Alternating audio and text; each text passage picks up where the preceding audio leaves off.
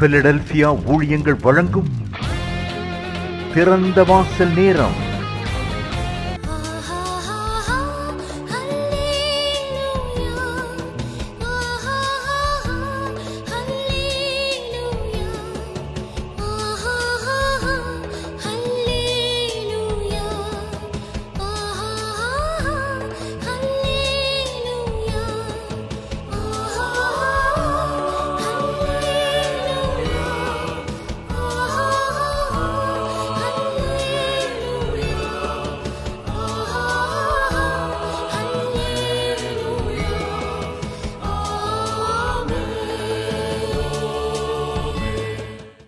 ஆண்டவரும் இரட்சகருமாகிய இயேசு கிறிஸ்துவ நாமத்தினாலே பிலதெல்பியா ஊழியங்களின் சார்பாக தேவ பிள்ளைகள் உங்கள் ஒவ்வொருத்தரையும் நாங்கள் அன்போடு வாழ்த்துகிறோம். இந்த நிகழ்ச்சியின் மூலமாக தேவனாகிய கர்த்தர் உங்களுடைய குடும்பத்தில் செய்ய போகிற அற்புதங்களுக்காக கர்த்தருக்கு நான் நன்றி செலுத்துகிறேன்.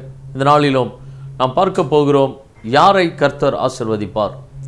தேவன் எல்லாரையும் ஆசிர்வதிப்பாரா என்று நாம் யோசிக்கும் பொழுது யாரை கர்த்தர் ஆசிர்வதிக்கிறார் என்று நாம் இந்த நாளில் வேத வசனத்தை கொண்டு நாம் பார்க்க போகிறோம். எல்லா மனிதருடைய வாழ்க்கையிலும் ஆசீர்வாதங்கள் கண்டிப்பாக தேவை. ஒரு மனிதனும் ஆசீர்வாதம் வேண்டாம் என்று சொல்ல போவது கிடையாது. ஆனால் தேவன் யாரை ஆசீர்வதிப்பார் என்ற ஒரு பெரிய ஒரு கேள்விக்குறி இருக்கத்தான் செய்கிறது. தேவனாகிய கர்த்தர் கொடுக்கிற ஆசீர்வாதங்கள் என்பது எப்பொழுதுமே வித்தியாசமானதாக இருக்கிறது, அது மகிமை உள்ளதாக இருக்கிறது. எனவே இந்த நாளில் கர்த்தர் யாரை ஆசீர்வதிப்பார், எதை செய்தால் கர்த்தர் நம்மை ஆசீர்வதிப்பார் என்று வேத வசனத்திலிருந்து நாம் பார்க்க வேண்டும். நம்முடைய விருப்பத்திற்கு நாம் நினைக்கிறதையெல்லாம் ஆண்டவர் செய்வார் என்று நாம் நினைக்கக்கூடாது. கர்த்தர் அவருடைய வசனத்தில் நமக்கு என்ன சொல்லி இருக்கிறார் என்பதை பார்க்கும் பொழுது, ஏனென்றால் தேவனாகிய கர்த்தர் அவருடைய வார்த்தையை கொண்டு தான் நம்மை ஆசீர்வதிக்கிறவர், அவருடைய வார்த்தையை கொண்டு தான் நம்மை நியாய்ந்து இருக்கிறவர்.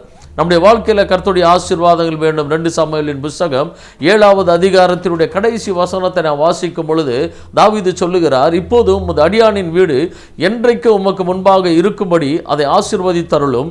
கர்த்தரான ஆண்டவராகிய தேவரீர் அதை சொன்னீர், உம்முடைய ஆசீர்வாதத்தினால் எமது அடியானின் வீடு என்றைக்கும் ஆசீர்வதிக்கப்பட்டு இருப்பதாக என்றான். தாவீது ஆண்டவரை பார்த்து சொல்லுகிறான், இப்போதும் உமது அடியானின் வீடு என்றைக்கும் உமக்கு முன்பாக இருக்கும்படி அதை ஆசீர்வதித்தருளும். தேவனாகிய கர்த்தர் நீர் அதை சொன்னீர், எனவே என்னை ஆசீர்வதியும். ஆண்டவரே, என்னுடைய வீட்டை என்னுடைய குடும்பத்தை நீர் ஆசீர்வதியும் ஆண்டவரே, ஏனென்றால் நீர் சொல்லியிருக்கிறீர் என்னுடைய வீட்டை என்னுடைய குடும்பத்தை ஆசீர்வதிப்பீர் என்று நீர் சொல்லியிருக்கிறீர் என்று சங்கீதக்காரனாகிய தாவீது சொல்லுகிறான்.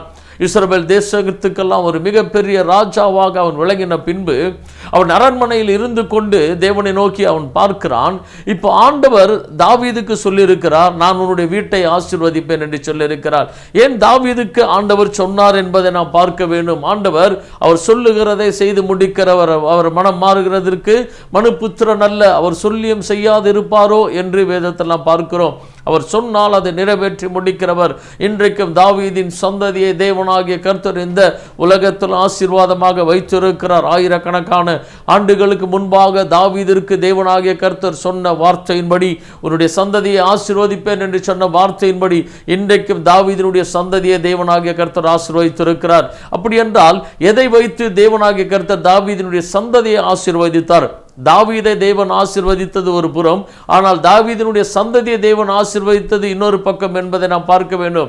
ஒரு மனிதனுடைய கஷ்டங்களுக்கு பிரயாசங்களுக்கு கர்த்தர் கொடுக்கிற பிரதிபலன் உண்டு, அதை தாண்டி அவனுடைய சந்ததிக்கும் கர்த்தர் கொடுக்கிற பிரதிபலன் என்று 2 விதமான ஆசீர்வாதங்கள் உண்டு.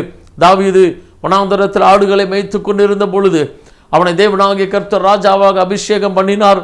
அவன் தேவனுக்காக அவன் தன்னுடைய வாழ்க்கையில் ஓட்டங்களை ஓடினான், ஆண்டவரை அதிகமாக விசுவாசித்தான், ஆண்டவரை அதிகமாக நேசித்தான். எனவே தேவனாகிய கர்த்தர் அவனை இஸ்ரவேல் தேசத்திற்கெல்லாம் ராஜாவாக மாற்றினார். இப்பொழுது அவன் ஆசீர்வாதமாக இருக்கிறான். தாவீது மிகப்பெரிய ஆசீர்வாதமாக இருக்கிறான்.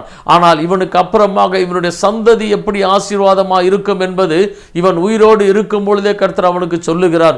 எதனால் கர்த்தர் அவனுடைய சந்ததியை ஆசீர்வதிப்பேன் என்று சொன்னார் என்றால், அந்த 2 சாமுவேலின் புத்தகம் 7வது அதிகாரத்தினுடைய 1வது வசனத்திலிருந்து வாசிக்கும் பொழுது, கர்த்தர் ராஜாவை சுற்றிலும் இருந்த அவருடைய எல்லா சத்துருக்களுக்கும் அவனை நீங்களாக்கி இளைப்பாற பண்ணின போது அவன் தன் வீட்டிலே வாசமாக இருக்கையில் ராஜா தீர்க்கதரிசியாகிய நாத்தானை நோக்கி, பாரும், கேதுரு மரங்களால் செய்யப்பட்ட வீட்டிலே நான் வாசம் பண்ணும்போது தேவனுடைய பெட்டி திரைகளின் நடுவே வாசமா இருக்கிறதே என்றான். அப்பொழுது நாத்தான் ராஜாவை நோக்கி, நீர் போய் உம்முடைய இருதயத்தில் உள்ளபடியெல்லாம் செய்யும், கர்த்தர் உம்மோடு இருக்கிறாரே என்றான். தாவீது இப்பொழுது ஒரு மிகப்பெரிய அரண்மனையில் இருந்து கொண்டிருக்கிறான். அவனுடைய எல்லா கஷ்டங்களை தேவன் மாற்றினார்.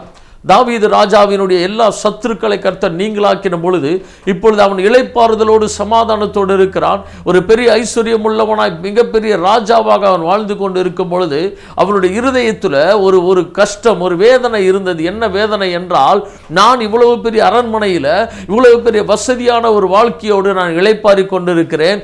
ஆனால் என்னை உண்டாக்கின என் தேவனாகிய கர்த்தருடைய உடன்படிக்கை பெட்டி, என்னை வாழ வைத்த என் தேவனுடைய உடன்படிக்கை பெட்டி திரைச்சிலைக்கு பின்பாக இருக்கிறது. என் தேவனுடைய உடன்படிக்கை பெட்டி ஒரு சாதாரணமான ஒரு இடத்தில் இருக்கிறது.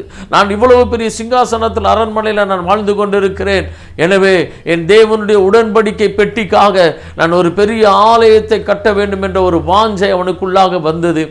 அவன் தேவனுக்காக செய்ய வேண்டும் என்ற வாஞ்சை அவனுக்குள்ளாக வந்தது. நாத்தான் தீர்க்கதரிசி சொல்லுகிறார், கர்த்தர் உம்மோடு கூட இருக்கிறாரே, உம்முடைய இருதயத்தில் உள்ளபடியெல்லாம் செய்யும் என்று நாத்தான் தீர்க்கதரிசி சொல்லுகிறார். தேவ பிள்ளைகளாகிய நம்முடைய வாழ்க்கையில் ஒரு காரியத்தை தெரிந்து கொள்ள வேண்டும். நம்மோடு ஆசீர்வாதங்கள் முடிந்து விடாமல் நம்முடைய சந்ததிகளும் ஆசீர்வாதமாக இருக்க வேண்டும், நம்முடைய குடும்பங்களும் ஆசீர்வாதமாக இருக்க வேண்டும் என்றால் நம்மை உயர்த்தின தேவனாகிய கர்த்தரை நாம் எப்பொழுதுமே நன்றி நிறைந்த இருதயத்தோடு பார்க்க வேண்டியது அவசியமாக இருக்கிறது. நம்மை உண்டாக்கின தெய்வத்திற்காக நம்முடைய வாழ்க்கையின் கடைசி பரியந்தம் ஏதாவது செய்ய வேண்டும், என் தேவனாகிய கர்த்தருடைய நாமத்தை மகிமைப்படுத்த வேண்டும் என்ற ஒரு வாஞ்சையும் கிரியைகளும் நமக்குள்ளாக இருக்கும் பொழுது என்ன நடக்கிறது என்றால், இப்பொழுது தேவனாகிய கர்த்தர் தாவீதை இனிமேல் ஆசீர்வதிக்க ஆரம்பிக்கிறார். தாவீதுடைய சந்ததியை தேவன் ஆசீர்வதிக்க ஆரம்பிக்கிறார். இப்பொழுது நாத்தான் தீர்க்கதரிசியின் மூலமாக கர்த்தர் தாவீதை பார்த்து அவருடைய ஆசீர்வாதங்களை சொல்லுகிறார். அந்த 2 சாமுவேலின் புத்தகம் அந்த 7வது அதிகாரத்தை நாம் முழுமையாய் படிக்கும் பொழுது கர்த்தர் தாவீதுக்கு சொன்ன ஆசீர்வாதங்கள், அவருடைய சந்ததிகளுக்கு சொன்ன ஆசீர்வாதங்களை நாம் பார்க்கும் பொழுது ஒரு சில வசனத்தை மாத்திரம் நாம் பார்க்கலாம். 13-14 வசனங்களை வாசிக்கும் பொழுது, அவன் என் நாமத்திற்கென்று ஒரு ஆலயத்தை கட்டுவான், அவன் ராஜ்யபாரத்தின் சிங்காசனத்தை என்றைக்கும் நிலைக்க பண்ணுவேன், நான் அவனுக்கு பிதாவா இருப்பேன், அவன் எனக்கு குமாரனா இருப்பான். அவன் அக்கிரமம் செய்தால் நான் அவனை மனுஷருடைய மிலாட்சினாலும் மனுபுத்திரருடைய அடிகளினாலும் தண்டிப்பேன். உனக்கு முன்பாக நான் தள்ளிவிட்ட சவுலிடத்திலிருந்து என் கிருபையை விலக்கினது போல அவனை விட்டு விலக்க மாட்டேன். உன் வீடும் உன் ராஜ்யமும் என்றென்றைக்கும் உனக்கு முன்பாக ஸ்திரப்பட்டிருக்கும், உன் ராஜாசனம் என்றைக்கும் நிலை பெற்றிருக்கும் என்று என்கிறார் என்று சொன்னார். இப்பொழுது கர்த்தர் சொல்லுகிறார், தாவீதினுடைய வாஞ்சையை அவர் சொல்லுகிறார், நீ எனக்கு ஆலயத்தை கட்ட மாட்டாய், ஏனென்றால் உன்னுடைய கரங்கள் ரத்தம் சிந்தின கைகள், எனவே நீ எனக்கு ஆலயத்தை கட்ட வேண்டாம், உன் கற்ப பிறப்பாகிய குமாரனை எனக்காக ஒரு ஆலயத்தை கட்டுவான்.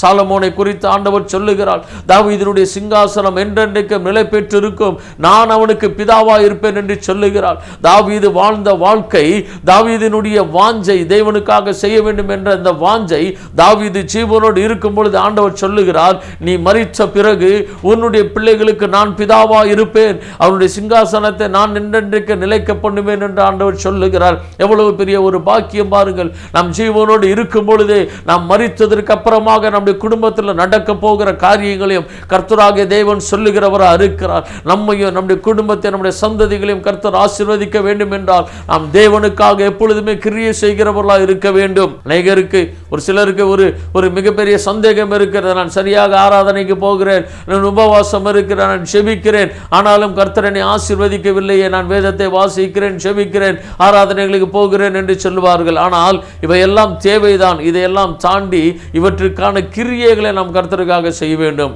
தாவீது என் தேவனுக்காக ஆலயத்தை கட்ட வேண்டும் என்று சொல்லுகிறார். உடன்படிக்கை பெட்டி இருக்கிறது, அரண்மனையில் தான் இருந்து கொண்டிருக்கிறது, ஆனால் அது திரைச்சிலைக்கு பின்பாக இருந்து கொண்டிருக்கிறது. ஆண்டவருடைய காரியத்தை எந்த ஒரு மனிதன் தனக்கு முன்பாக வாஞ்சையோடு வைத்து செய்ய வேண்டும் என்று நினைக்கிறானோ, செயல்பட நினைக்கிறானோ, கர்த்தர் அதற்கப்புறமாக அவருடைய சந்ததிகளையே கர்த்தர் ஆசீர்வதிக்கிற தேவனாக இருக்கிறார்.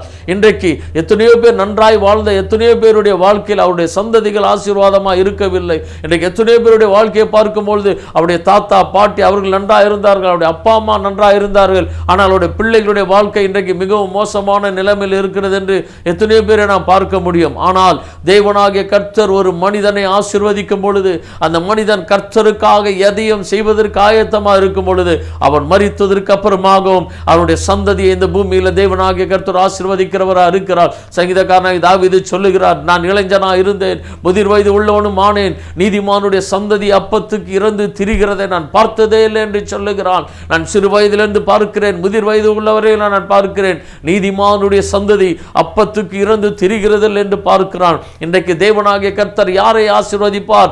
தினமும் கரெக்டாக ஆராதனைக்கு போய் வேதத்தை வாசித்து ஜெபித்தால் ஆசீர்வாதங்கள் வர முடியுமா என்றால் இவையெல்லாம் கிரியைகளாய் மாற வேண்டும். என்னை உண்டாக்கினேன் தெய்வத்திற்காக, இந்த உலகத்தில் நான் வாழும் பொழுது கிரியை செய்ய வேண்டும், ஆண்டவருக்காக கொடுக்க வேண்டும், ஆண்டவருக்காக உழைக்க வேண்டும், ஆண்டவருக்காக ஆத்துமாக்களை ஆதாயம் பண்ண வேண்டும் என்று எந்த காரியத்திலாவது தேவனுடைய கிரியைகளை நாம் வெளிப்படுத்த வேண்டும். ஆண்டவராக இயேசு கிறிஸ்து சொல்லுகிறார், மனுஷன் எந்த அளவினால் அளக்கிறானோ அவனுக்கு அந்த அளவின்படி தான் அளக்கப்படும் என்று சொல்லுகிறார். நாம் எந்த அளவினால் அளக்கிறோமோ அந்த அளவின்படி தான் திரும்ப அளக்கப்படும். நாம் தேவனுக்காக எவ்வளவு கிரியைகளை நாம் செய்கிறோமோ அந்த கிரியைகளின்படி தேவனாகிய கர்த்தர் நமக்கு திரும்ப கொடுக்கிறவராக இருக்கிறார். அமைக்கி குலுக்கி மடியிலே சரிந்து விழும்படியாக தேவன் கொடுக்கிறவராக இருக்கிறார். எனவே இந்த உலகத்தில் தெய்வ பிள்ளைகளுடைய மிக முக்கியமான ஒரு காரியம், ஆண்டவருக்காக நன்றாய் கிரியை செய்ய வேண்டும் என்ற ஒரு வாஞ்சையும் தாகமும் நமக்குள்ளாக இருக்க வேண்டும். தேவனுடைய ஆலயத்தை குறித்த வாஞ்சை இருக்க வேண்டும். திக்கற்றவர்கள் ஏழைகளுக்கு கொடுக்கக்கூடிய ஒரு பாரம் நமக்குள்ளாக இருக்க வேண்டும். ஏனென்றால் இவையெல்லாம் தேவனுக்கு பிரியமான காரியம். ஆண்டவராக இயேசு கிறிஸ்து இந்த பூமியில தன்னுடைய ஊழியத்தை செய்யும் பொழுது அவர் உவமைகளாக நிறைய காரியங்களை பிரசங்கம் பண்ணினார். அப்பொழுது அவர் சொல்லுகிறார், பரலோகத்தை குறித்து ஒரு உதாரணத்தை அவர் சொல்லுகிறார். இரண்டு விதமான கூட்டங்கள் தேவனாகிய கர்த்தருக்கு முன்பாக நின்று கொண்டு இருக்கிறது. ஒரு கூட்டத்தை அவர் செம்மறியாடுகள் என்று சொல்லுகிறார், ஒரு கூட்டத்தை வெள்ளாடுகள் என்று சொல்லுகிறார். இந்த இரண்டு ஆடுகளுடைய இந்த இரண்டு கூட்டத்தினுடைய காரியங்கள் என்னவென்றால், ஆண்டவருக்காக செய்தவர்கள், நான் பசியாக இருந்தேன் எனக்கு ஆகாரம் கொடுத்தீர்கள், நான் தாகமாக இருந்தேன் எனக்கு தண்ணீர் கொடுத்தீர்கள், நான் வஸ்திரம் இல்லாதிருந்தேன் எனக்கு வஸ்திரம் கொடுத்தீர்கள், நீதிமான்களே உங்களுக்காக என் பிதா ஆயத்தம் பண்ணியிருக்கிற ராஜ்யத்தை சுதந்தரித்துக் கொள்ளுங்கள் என்று சொல்லுகிறார். அப்பொழுது அவர்கள் கேட்கிறார்கள், ஆண்டவரே உமக்கு நாங்கள் எப்பொழுது சாப்பாடு கொடுத்தோம், ஆண்டவரே நாங்கள் எப்பொழுது உமக்கு தண்ணீர் கொடுத்தோம் என்றால் அவர் சொல்லுகிறார், இந்த சிறியவரில் ஒருவனுக்கு எதை செய்தீர்களோ அதை எனக்கே செய்தீர்கள் என்று ஆண்டவர் சொல்லுகிறார். அவர்களுக்கு தெரியாது, அவர்கள் செய்து வந்த எல்லா நன்மைகளும் ஆண்டவருக்கு செய்கிறோம் என்று தெரியாது. ஆனால் அவர்கள் கஷ்டப்படுகிறவர்களுக்கு கர்த்தருடைய காரியங்களுக்கு அவர்கள் செய்தபடினாலே அவர்களுக்காக பிதாவாகிய தேவன் ஒரு ராஜ்யத்தை ஆயத்தப்படுத்தி வைத்திருந்தார். இன்னொரு கூட்டத்தை பார்த்து சொன்னார், அந்த வெள்ளாடுகள் என்று சொன்னப்பட்ட கூட்டத்தை பார்த்து சொன்னார், நீங்கள் ஒரு கிரியைகளும் செய்யவில்லை, நான் பசியா இருந்தேன் எனக்கு ஆகாரம் கொடுக்கவில்லை, தாகமாக இருந்தேன் தண்ணீர் கொடுக்கவில்லை, நீங்கள் அழுகையும் பற்கடிப்பும் உள்ள இடத்திற்கு போங்கள் என்று சொன்னார். அவர்கள் கேட்கிறார்கள், நாங்கள் எப்பொழுது ஆண்டவரே உமக்கு கொடுக்காமல் இருந்தோம் என்றால், இந்த சிறியவரில் ஒருவனுக்கு எதை செய்யாது இருந்தீர்களோ அதை எனக்கே நீங்கள் செய்யாமல் இருந்தீர்கள் என்று ஆண்டவர் சொல்லுகிறார். எனவே வேதத்தை நாம் வாசிக்கும் பொழுது வேத வசனத்தின்படி தான் நம்முடைய வாழ்க்கையை நாம் அமைத்துக் கொள்ள வேண்டும். கர்த்தர் எல்லாரையும் ஆசீர்வதிப்பாரா என்றால் இல்லை. தேவனுடைய வார்த்தையை கேட்டு அதன்படி செய்கிறவனை தான் தேவனாகிய கர்த்தர் ஆசீர்வதிப்பார். ஆண்டவராகிய தேவன் சொல்லுகிறார், என் வார்த்தையை கேட்டு அதன்படி செய்கிறவனை நான் கன்மலையின் மேல் கட்டின வீட்டிற்கு ஒப்பிடுவேன். எந்த அலை வந்தாலும் எந்த புயல் வந்தாலும் அந்த வீட்டை ஒன்று பண்ண முடியாது. என் வசனத்தை கேட்டு அதன்படி செய்யாதவன் மணலின் மேல் கட்டப்பட்ட வீட்டிற்கு ஒப்பிடப்படுவான். தண்ணீர் வரும் பொழுது அந்த வீடு அழிந்து போகிறதா இருக்கிறது. எனவே தாவீதினுடைய சந்ததியை தேவன் ஆசீர்வதித்த காரணம், தாவீது தேவனுக்கு உண்மையாய் வாழ்ந்தபடினால, தாவீது தேவனை தேடினபடினால தாவீதினுடைய வாழ்க்கையை கர்த்தர் ஆசீர்வதித்தார். அவனை சிங்காசனத்தில் கொண்டு வந்து நிறுத்தினார். அந்த சிங்காசனத்தில் இருந்து கொண்டு தாவீது சொல்லுகிறான், என் தேவனுக்காக நான் செய்ய வேண்டும், என் தேவனுக்காக ஒரு ஆலயத்தை கட்ட வேண்டும் என்று சொல்லுகிறான். கர்த்தர் பார்க்கிறார். அதற்கப்புறமாக அவனுடைய சந்ததியை தேவனாகிய கர்த்தர் ஆசீர்வதிக்கிறார். இன்றைக்கு நம்முடைய குடும்பம், நம்முடைய சந்ததிகள் ஆசீர்வாதமாக இருக்க வேண்டும் என்றால் நாம் தேவனுக்காக கிரியை செய்கிறவர்களாக இருக்க வேண்டும். தேவனுடைய ஆலயத்தை, தேவனுடைய சபையை, தேவனுடைய ஊழியத்தை, தேவனுடைய காரியங்களை, சிறியவர்கள் கஷ்டப்படுகிறவர்களுக்கு நாம் செய்கிற நற்கிரியைகள், உதவிகளை பரலோகத்தில் தேவன் பொக்கிஷமாக சேர்த்து வைக்கிறார். பரலோகத்தில் மாத்திரமல்ல, இந்த பூமியிலும் அந்த ஆசீர்வாதங்களை அந்த குடும்பத்தினுடைய சந்ததிகளுக்கு தேவன் கொடுத்து கொண்டே இருக்கிறார். உங்களுடைய பிள்ளைகள், உங்களுடைய சந்ததிகள் என்றென்றைக்கு இந்த பூமியில் ஆசீர்வாதமாக தேவன் தேவன் வைக்கிறவரா இருக்கிறார். எனவே நமக்கு ஏராளமான தேவைகள் உண்டு. எனக்கு நிறைய தேவைகள் இருக்கிறது, நான் எப்படி கிரியை செய்ய முடியும் என்று நினைக்காமல் எல்லா காரியங்களும், நம்முடைய சரீர உழைப்பு, நம்முடைய படிப்பு, நம்மால் எதையெல்லாம் செய்ய முடியுமோ எல்லாவற்றையும் தேவனுக்காக செய்கிற ஒரு வாஞ்சை தாகம் நமக்குள்ளாக இருக்க வேண்டும். அப்படி தேவனுக்காக நாம் கிரியை செய்கிறவர்களாக இருக்கும் பொழுது தேவன் நம்மையும் நம்முடைய குடும்பத்தை நம்முடைய சந்ததிகளையும் அளவில்லாமல் ஆசீர்வதிக்கிறவராக இருக்கிறார். எனவே இந்த நாளில் நாம் தேவனுடைய ஆசீர்வாதங்களை சந்ததியாய் பெற்றுக்கொள்வதற்கு இந்த நாளில் ஆண்டவரே, என்னையும் என்னுடைய குடும்பத்தை என்னுடைய சந்ததிகளை நீர் ஆசீர்வதிக்க வேண்டும் ஆண்டவரே, உமக்காக நான் எழும்பி கிரியை செய்வேன் ஆண்டவரே என்று சொல்லி அவனுடைய சமூகத்திலிருந்து கர்த்தருடைய ஆசீர்வாதங்களை பெற்றுக்கொள்வோம்.